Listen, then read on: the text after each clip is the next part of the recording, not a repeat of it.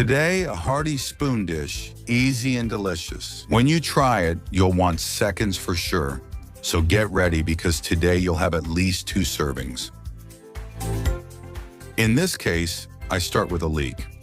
As you can see, my trick is to cut it into strips so that every time I slice it, the knife gives me 4 small pieces. That way it's easy to make tiny pieces.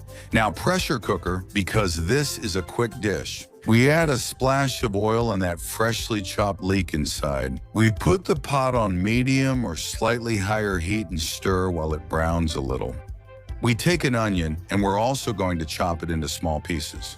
So I make strips and check out this trick. I make a small cut in the middle and now slowly I make cuts so that I end up with little cubes that will practically fall apart.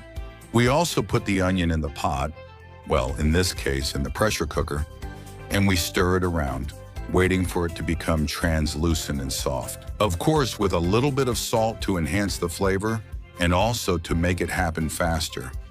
In the meantime, we keep chopping things. In this case, take a good, fresh tomato, a big one, so it gives that unmistakable fresh flavor. What I do once again is cut it into small cubes and add it directly to the pot once the onion is already translucent and soft.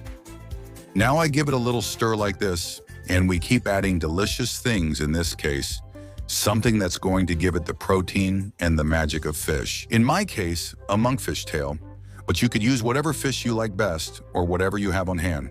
I'm also going to add 400 grams or 2 cups of crushed tomatoes and half a cup of fried tomato sauce to give it contrast and also color.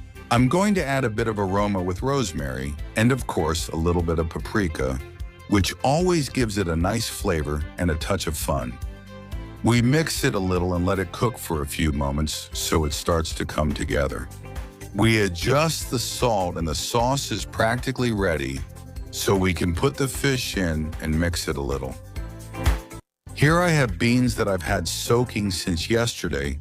I'm going to add 300 grams and put them directly in. Of course, after draining the water first, we stir it so everything is well mixed and then add fish broth. About 3 cups more or less, depending on the size of your pot and how liquid you want the dish to be.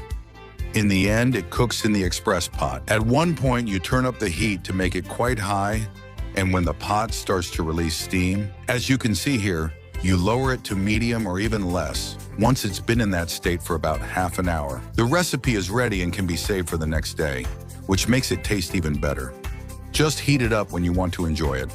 Stir the beans a little and cook with the lid off for a few minutes so they heat up. And enjoy a spoon dish with red sauce. Look at this wonder. Be careful, this might become your next favorite spoon dish. Look at this pot. Oh my, what a pot. Makes you want to dig in with a spoon. Look at this dish. I'm sure you want to start enjoying it. Spoonful after spoonful.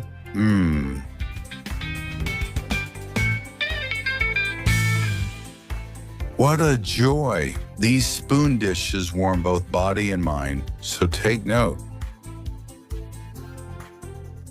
And since we're here and we're a bit comfortable with each other, why don't you tell me in the comments below what your favorite spoon dish is? Where are you watching the video from? This way we can travel the world with tasty recipes.